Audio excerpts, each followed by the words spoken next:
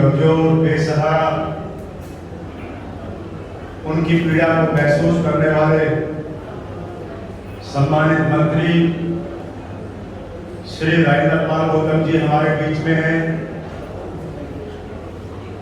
नाम का अभाव है मुझे, अगर स्मृति को जितने हमारे साथियां बैठे हैं, मैं चाह रहा था कि उनको नाम से संबोधित करूं।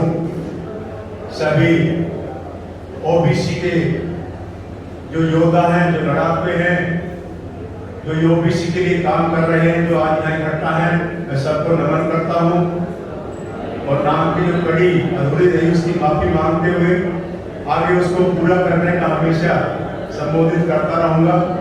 मेरे सभी नौजवान साथियों और मेरे बुजुर्गों, हमारी माता शक्ति भी बैठी है, बहन हमारी, आज हम उस महान नेता की जयंती मना रहे हैं कि जिन्होंने सम्मानित बाबा भीमराव अंबेडकर जी की जो कड़ी थी, जो उनकी सोच थी, जो उनको आगे लेकर चले। 1872 से लेकर 1931 तक आपकी ओबीसी की जनगणना होती रही और उसके बाद एक ऐसा समय आया कि उस ओबीसी की जनगणना को रोक दिया गया और जब सरकार बनी 26 जनवरी 1950 के बाद जब प्रधानमंत्री जी बने पंडित जवाहरलाल नेहरू जी, तो सबसे पहले ओबीसी का नेता ओबीसी की बात करते हैं, लेकिन बाबा भीमराव अंबेडकर ने इस ओबीसी के कमीशन के बारे में उठाया। मैं उनको भी नमन करता हूँ और आज उसी कड़ी में हमारे सम्मानित मंत्री जी यहाँ बैठे हैं। जब मैं ओबीसी कमीशन का चेयरमैन बना दिल्ली सरकार का, तो सबसे पहले मुझे बुलाकर कहा कि जो जातिगत जनगणना है दिल्ली के अंदर ओबीसी कमीशन के द्वारा प्राप्त कराएंगे और कुर्सी पर बैठते ही आप उसकी घोषणा करेंगे।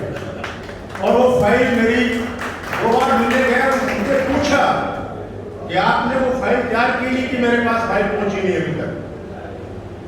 मैंने मंत्री से बताया कि मैं कमीशन की मीटिंग अरेंज की है, उसके अंदर एजेंडा पास करके फाइल आपके पास आने वाली है।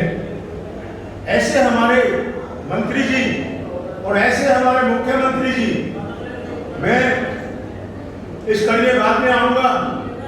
मैं आज जो जयंती हम मना रहे हैं बीपी मंडल जी की, अगर आज हमारी उनके असली जयंती वही होगी कि जो उनके दिल में दर्द था, जो उनके दिल में पीड़ा थी ओबीसी के लोगों के लिए काम करने की।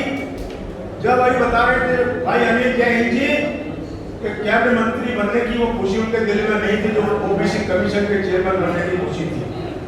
उनके दिल में कमजोर जो पिछड़े लोग थे इस देश के अंदर, उनको आगे बढ़ाकर जो सरमाएदार हैं, जो पैसे वाले लोग हैं, उनके साथ बराबरी का हक दिलाने की उनके दिल में और बाबा भीमराव अंबेडकर जी के दिल में भी यही दोनों के दिल में एक पीड़ा थी।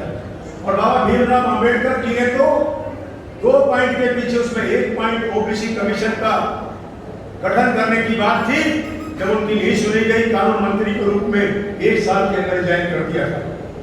ऐसे ऐसे हमारे नेता, लेकिन आज जो सरकारें हमारे ओबीसी की वोट लेकर सत्ता पर बैठी रही हैं, जो ओबीसी के नाम पर हमें बहकाकर इस देश पर राज करती रही हैं, उन्होंने कभी हमारी सूझबूझ नहीं ली, कभी ओबीसी को अधिकार नहीं दिया। और मैं जिस कांग्रेस पार्टी से आज आम आदमी पार्टी में आया हूँ, बताना चाहता हूँ कि उस कांग्रेस पार्टी ने सबसे ज्यादा अब किसी का छीना है तो ओबीसी का छीनने वाली कांग्रेस पार्टी रही है। इस समय बाबा भीमराव अंबेडकर जी ने कहा जवाहरलाल नेहरू जी से कि आप कमीशन बनाकर इसको लागू कर दें और उसको ठंडे बस्ते में डाल दिया।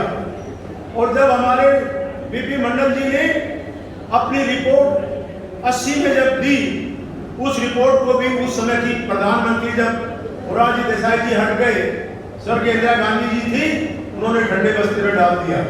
वो तो सौभाग्य है हमारा कि वीपी सिंह जी की सरकार बनी और शरद यादव जी, लालू यादव जी, मुलायम सिंह यादव जी और इनके साथ जो 70 और 80 सांसद थे उस समय पार्लियामेंट में ओबीसी के, उन्होंने बुलंद आवाज की और बुलंद आवाज के सामने आपकी सरकार गिर जाएगी, नहीं तो वीपी सिंह जी ने आपके जो मंडल कमीशन की रिपोर्ट थी उसको लागू करने की हामी भरी। उसके बाद ही बेइंसाफी रही। वो 27% जो हमारा अधिकार मिला था उस अधिकार को टुकड़ों के रूप में बीच बीच में उसको आगे बढ़ाते रहे। और आज ये हाल है देश के अंदर। जो आज सत्ता में पार्टी बैठी है उसने भी कभी ओबीसी का ख्याल नहीं किया, कभी ओबीसी के आंसू नहीं पहुंचे। आज इस देश के अंदर जो 14 यूपीएससी के लोग आज देश में मेन विभिन्न पदों पर बैठाए गए, वो इसलिए बैठाए गए कि जो भी देश में करना होगा वो हम उनके द्वारा करा लेंगे। हमारे जो कोटा ओबीसी का है, मैंने बैठते ही डीसी को लेटर लिखा, वाइस चांसलर दिल्ली यूनिवर्सिटी को, और मैंने कहा कि आप मुझे एक तो ये बच्चे ओबीसी के हैं और एससी एसटी के हैं, इन बच्चों के सर्टिफिकेट ना मांग करें कि जो पुराने सर्टिफिकेट है या अप्लाई जो इन्होंने किया हुआ है उसके ऊपर को आप एडमिशन दीजिए, क्योंकि कोविड के समय में बगैर एग्जाम बच्चों को आप पास कर रहे हैं और इनके एडमिशन में आप ओबीसी का या एससी एसटी का सर्टिफिकेट मांग रहे हैं। इनको इनका दाखिले में दाखिला ना मिले उससे विहीन करना चाहते हैं। और मेरी बात को उन्होंने स्वीकार किया और इस बात को कहा कि जिस बच्चों ने अप्लाई किया है उनको हम दाखिला देंगे। मैंने फिर कहा कि जो हमारा रोटेशन कॉलेज में आप करते हैं, रोटेशन का आपका क्या प्रारूप है और कितनी सीटें हमारी खाली हैं, वो सीटें जरा बताइए माननीय मंत्री जी के द्वारा। ऐसा इस जो आज सरकार बैठी है इसका लिए कोई ओबीसी के भले की सरकार नहीं है। ये आपका जो आज हम इस आंदोलन के रूप में हम यहाँ लोग खड़े हैं, हम लोग डाटा सबके पास है, डाटा सरकार के पास भी है। एक कानून में बदलाव किया था सुप्रीम कोर्ट में, एससी एसटी एक्ट में उन लोगों ने अपनी आवाज को बुलंद किया और पार्लियामेंट में लाकर बिल को उनके अधिकार को वापस दिया। हम अधिकार को लड़ने के लिए सड़कों पर आकर अपनी मांग नहीं करेंगे, हम अपनी तादाद दिखाकर अपनी मांग को नहीं रखेंगे तो कोई सरकार आपको पूछने वाली नहीं है। जब उस सरकार को यह मालूम हो जाएगा कि आज ओबीसी का एक एक वोटर, एक एक नागरिक जाग चुका है, एक एक ओबीसी का, सिर्फ मैं 2-3 मिनट लूंगा, ज्यादा नहीं, वो जाग चुका है। और जो आज आपको ताज बना सकता है कल वो आपका ताज भी छीन सकता है। तो आपकी बात को सुना जाएगा, नहीं तो आपकी बात को नहीं सुना जाएगा। ये हमारा सौभाग्य है दिल्ली का। और उस कैबिनेट के अंग है माननीय राज्यपाल गौतम जी, जिसके मुख्यमंत्री सम्मानित अरविंद केजरीवाल जी हैं। उन्होंने आज ओबीसी के नाम पे नहीं, लेकिन आज उस गरीब और कमजोर एक बेसहारा आदमी के लिए काम किया है। उन्होंने बसों में जो सफर करते हैं वो सब ओबीसी के लोग, एससी एसटी के लोग करते हैं। जो लोग सरकारी हॉस्पिटल में इलाज के लिए जाते हैं वो सब ओबीसी और एससी एसटी के लोग जाते हैं। पैसे वाले लोग न सरकारी हॉस्पिटल में इलाज के लिए जाएंगे और न बस में सफर करेंगे।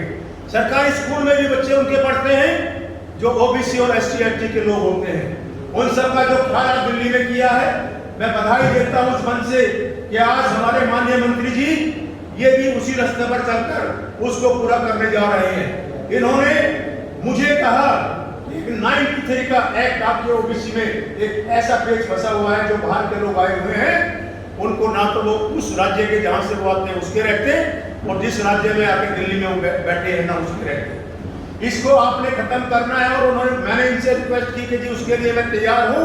इन्होंने उसी समय अपने कानून के जो हमारे विशेषज्ञ सरकार के, जो हमारा कानून मंत्रालय जो है, वहां फोन करके कहा कि मुझे इसकी जल्दी से जल्दी कानूनी सलाह की एक रिपोर्ट बनाकर मुझे दो कि मैं किस तरह से जो 93 का एक ओबीसी के सर्टिफिकेट बनने के जो बाहर के लोग इस देश में, देश के विभिन्न राज्यों के लोग जो आज दिल्ली में आए हुए हैं, जो उनका अधिकार ओबीसी का मर रहा है, उनका मैं हक किस तरह से दे सकूं, वो पीड़ा मानिए राज्यपाल गौतम जी के हाथों में, जिनके दिल में। मैं आप सबको ये भी बात कह के, बहुत देर से आप भाषण सुन रहे हैं, एक विनती आपसे करना चाहता हूँ। माननीय मंत्री जी बैठे हैं आपके बीच में और ये मेरा बहुत बड़ा सौभाग्य है कि मैं उनके सामने बोल रहा हूँ। हमारी सरकार, दिल्ली सरकार और हमारा कमीशन, ओबीसी कमीशन और माननीय मंत्री जी, ये सब आपके ओबीसी के और एससी एसटी वर्ग के हर लोग के लिए काम करना चाहते हैं। ये आप सब लोगों का जो अधिकार नहीं मिल रहा है उसको अधिकार को देना चाहते हैं। वो अधिकार आपका तब मिलेगा जो मैंने बात कही कि अधिकार के लिए आपको खड़ा होना पड़ेगा। एक ही तादाद से अधिकार नहीं मिलता। मैं पहल कर रहा हूँ आप लोगों को, ओबीसी कमीशन का हमारा जो ऑफिस है उसके द्वारा पूरे देश से जो ये संगठन अलग अलग काम कर रहे हैं, मेरी आप सबसे विनती है मेरे साथ बैठकर इन संगठनों को सबको आप दिल्ली में इकट्ठा करें और सबका जो भी कार्यक्रम आप करना चाहेंगे दिल्ली के अंदर ओबीसी और SC ST के लिए ओबीसी कमीशन और माननीय मंत्री जी के दरवाजे हमेशा आपके लिए खुले रहेंगे।